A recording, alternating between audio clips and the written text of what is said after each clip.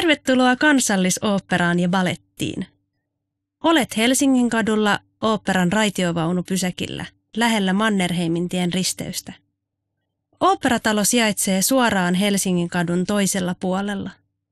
Pysäkin Mannerheimintien puoleisessa päässä on suojatie, jota pitkin ylitetään Helsingin katu. Jatkamalla suojatieltä Mannerheimintietä pitkin eteenpäin saavut noin 12 metrin päästä Oopperatalon kaariportille. Kaariportti erottaa katualueen ja piha-alueen eli Oopperatorin. Portissa yhdistyvät kulmikkaat ja kaarevat muodot. Portti sijaitsee Oopperatorin kulmassa ja se on muodoltaan loivasti kaareva. Portissa on 4 luonnonkivilaatoilla päällystettyä kulmikasta pylvästä. Korkeat pylväät kannattelevat vaakasuuntaista kaarevaa palkkia, joka on päällystetty luonnonkivilaatoilla. Palkissa lukee metallikirjaimin Ooppera, Oopperan. Kaariportista saavutaan Oopperatorille.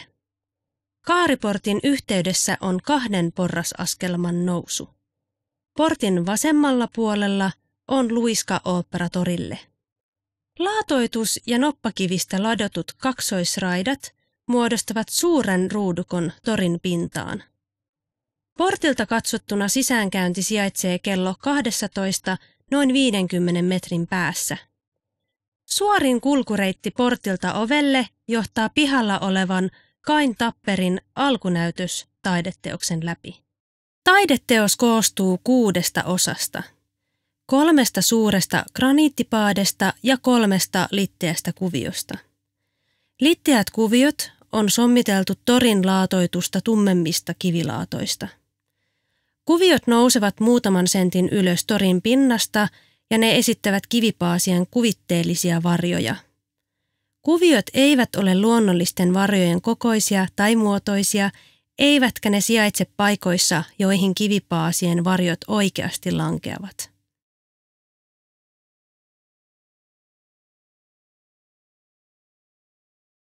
Sisäänkäynnin edustalla on suuri katos, joka pimeän aikaan on hyvin valaistu. Katosta kannattelee 8 pylvästä, joiden välistä kuljetaan sisäänkäynnille.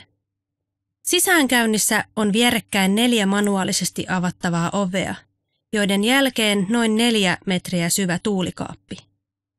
Sisemmistä ovista saavutaan suureen, useamman kerroksen korkuiseen ainon aulaan.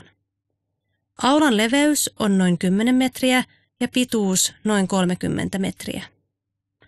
Ainon aulan vasenta seinustaa hallitsee noin 10 metrin pituinen ja maksuton naulakkoalue.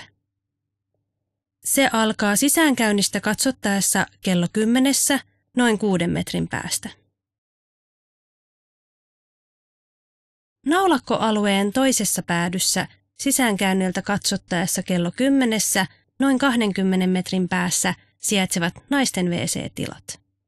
Aulan vastakkaisella puolella sisäänkäynniltä katsottaessa kello 1 noin 20 metrin päässä sijaitsevat miesten WC-tilat. Molemmissa WC-tiloissa on myös esteettömät WC:t. Sisäänkäynniltä katsottuna noin 18 metrin päässä keskellä aulatilaa juuri ennen WC-tiloille kääntymistä on 2 suurta pylvästä, joiden perässä on heti toiset pylväät. Näiden jälkeen noin 7 metrin päässä on seuraavat pylväät, joiden jälkeen aulatilan vasemmalla seinustalla on toinen suuri ja maksuton naulakkoalue ja oikealla seinustalla champagnebaari. Aulatilassa champagnebaarin edustalla on pystypöytiä. Ainon aula päättyy heti champagnebaarin jälkeen portaisiin sekä niiden vieressä olevaan hissiin. Vasemmanpuoleinen leveä alaspäin johtava portaikko johtaa päälämpiöön, josta on kulku sekä permannolle että ensimmäiselle parvelle. Oikealla puolella oleva portaikko johtaa ylös parvilämpiöön. Parvilämpiöstä on kulku toiselle ja 3. parvelle. Oikealla portaiden takana on hissi. Hissin oven oikealla puolella on kerrosopaste, jossa tiedot on esitetty myös pistekirjoituksella. Hissi on läpikuljettava.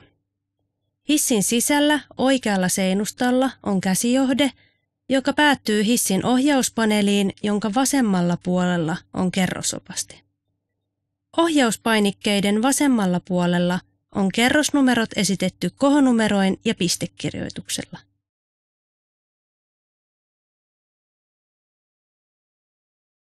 Poistuttaessa hissistä 3. kerroksessa saavutaan suureen parvilämpiöön.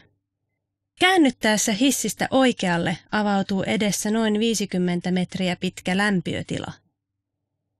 Parvilämpiön vasen seinä on kokonaan ikkunaa, josta avautuu Töölönlahti.